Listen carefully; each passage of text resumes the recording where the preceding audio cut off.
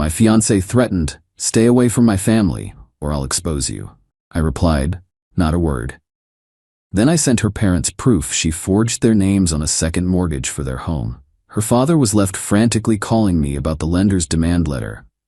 I, 34 male, always thought the little deceptions were the most telling. Not the grand cinematic lies, but the small, quiet ones.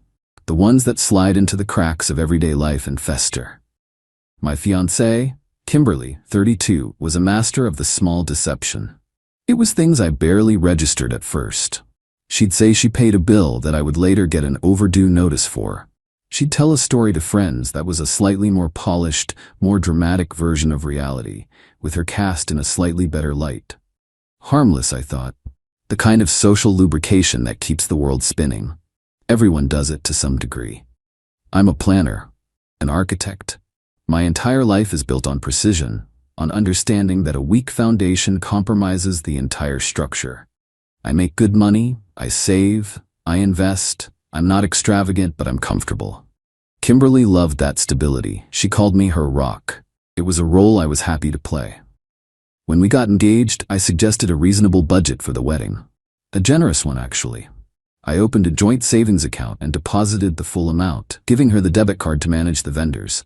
My treat. My gift to our future. "You handle the beautiful parts," I told her. "I've got the foundation covered." She smiled, that brilliant, all-consuming smile that always made me feel like the only man in the world. The first crack in the foundation appeared on a Tuesday. An email from our stationer. Subject, Invoice 743B, Final Notice. It was for the invitations. A simple charge of $1,800. The email stated the check she'd sent had been returned for insufficient funds. Insufficient funds? I knew for a fact there was over $35,000 in that account. I transferred another $2,000 just to be safe and replied to the stationer, apologizing for the mix-up and assuring them a new payment was on its way. Then, I logged into the joint account. Am I the asshole for checking up on her? Tbia, I didn't think so. It was our money for our future. The balance was $74.19. My blood went cold. It wasn't a slow chill. It was a sudden heart-stopping plunge into ice water. I scrolled through the transaction history. It wasn't a death by 1,000 cuts from wedding purchases. It was a slow, systematic bleed over the last 2 months. A series of large cash withdrawals. Many were for $500, the daily ATM limit, made every other day like clockwork. But 2 were brazen. In-person teller withdrawals from a branch across town, each for a staggering $10,000. She must have smiled sweetly at the teller as she signed the slip. This wasn't about a wedding. This was something else entirely. My first thought, strangely, wasn't rage. It was a clinical, detached curiosity. The mechanics of it were audacious.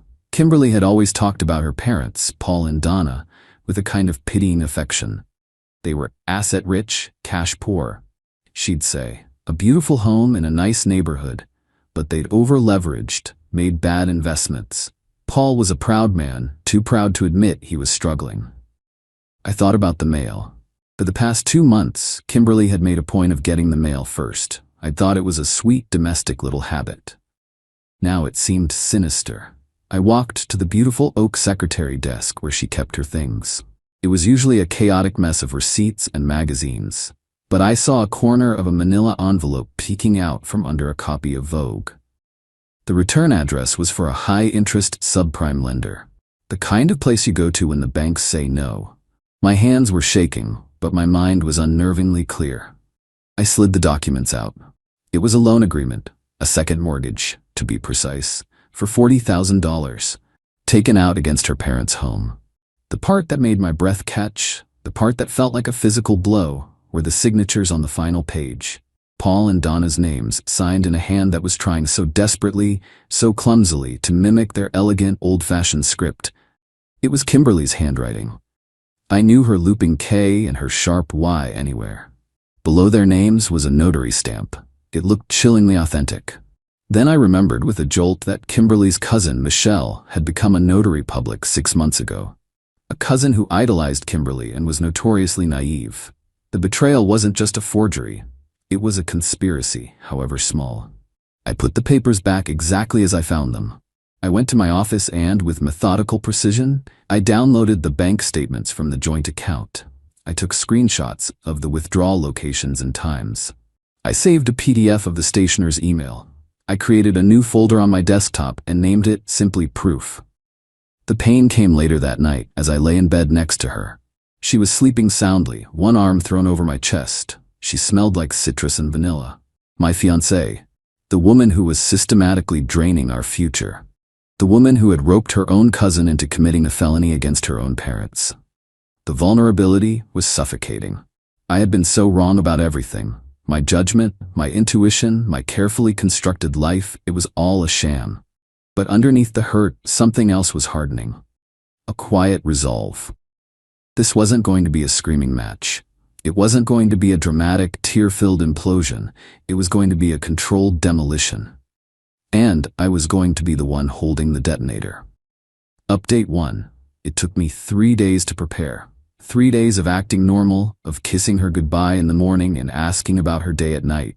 Each interaction was a fresh betrayal, a new layer of ice forming around my heart. I was no longer her fiancé. I was an anthropologist studying a particularly fascinating and predatory species. I chose a Thursday evening. I wanted the work week to be over for both of us. No excuses to flee to the office. I made dinner. Nothing fancy, just pasta. The same meal we'd had on our third date.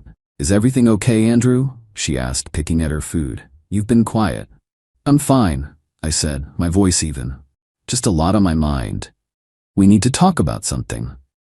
I didn't raise my voice. I didn't accuse. I simply walked to my office and returned with my laptop. I turned it to face her and opened the proof folder. I clicked on the bank statement first. $35,000, Kimberly. Gone over 2 months. Can you explain this pattern of withdrawals? The shift was immediate and fascinating. First, denial. Her eyes widened in mock surprise. "What? That can't be right. There must be a mistake. Bank fraud." "There's no fraud," I said calmly. I clicked to the screenshots of the withdrawal locations and the scanned teller slips. These were systematic. The big ones were in person. You signed for them. Where did the money go? Next came the gaslighting. Tears welled in her eyes. "Why are you accusing me? This is insane. You're tracking me now? I can't believe this. I thought you trusted me." "I did," I said. The words tasted like ash. "But I also trust mathematics. The money is gone. Where did it go?" She broke. The tears became real, ugly sobs, the victim phase. "It was for my parents. They were going to lose the house. Dad was too proud to ask you for help, and I knew you wouldn't understand. I was going to pay it all back." "Pay it back with what, Kimberly?" I asked, my voice still quiet. "The wedding money was our money. You didn't have a right to give it away without asking." "You have so much," she shrieked, the entitlement finally bubbling to the surface. "It's nothing to you. To them, it's everything." I took a deep breath. This was the moment. It wasn't just the wedding money, was it? I clicked open the PDF of the second mortgage. I zoomed in on the signature page on the notary stamp. "This is a $40,000 loan. Forgery with Michelle's help, I assume? That's a felony, Kimberly." She stared at the screen, her face pale. The tears stopped. The mask of the victim fell away, and for the first time I saw the cold, hard predator beneath. Her eyes narrowed. Her jaw set. "You went through my things," she whispered. "It wasn't a question. I did." She stood up, her chair scraping against the hardwood floor. She pointed a trembling finger at me. "You will not breathe a word of this to anyone. Do you understand me? Especially not to my family. They wouldn't get it. You will ruin them." "They're already on the path to ruin," I countered. "You put them there." And then came the threat. The line in the sand.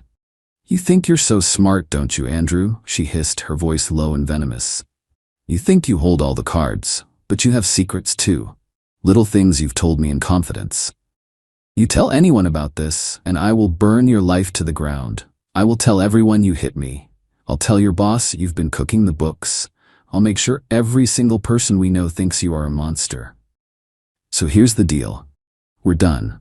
You pack your bags, and you walk away, and you stay away from my family, or I will expose you." I looked at her, the woman I had planned to spend my life with, the woman I had loved, and I felt nothing but a profound, chilling emptiness. The love had been fully and surgically excised. I stood up and looked her directly in the eye. Not a word, I said. Then I went to our bedroom and started packing my suitcase. I did not say another word to her. I packed my clothes, my laptop, my toiletries. I left the pasta on the table. I left the engagement ring on the kitchen counter right next to her plate. I walked out the door and did not look back. My plan was already in motion. Her threat meant nothing because she fundamentally misunderstood me. She thought I would fight her with emotion, with drama. She didn't realize I was going to fight her with something far more devastating, the simple, irrefutable truth. Update 2. I spent 2 nights in a hotel, a sterile environment that perfectly matched my mood. My first calls were practical. I called our landlord, explained I was vacating the apartment due to the termination of my engagement, and formally requested to be removed from the lease, citing my ex-fiancée as the sole remaining tenant. I emailed him a brief, factual summary, creating a paper trail. I would lose the $2,850 security deposit, a small price to pay. I closed the joint account, transferring the pathetic $74.99 to my personal account. I changed every password I had. I blocked Kimberly's number, her email, and all her social media profiles. A digital exorcism. The core of my plan, however, was simple. It required no hysterics, no grand confrontation. It required only a single email. I spent an hour composing it.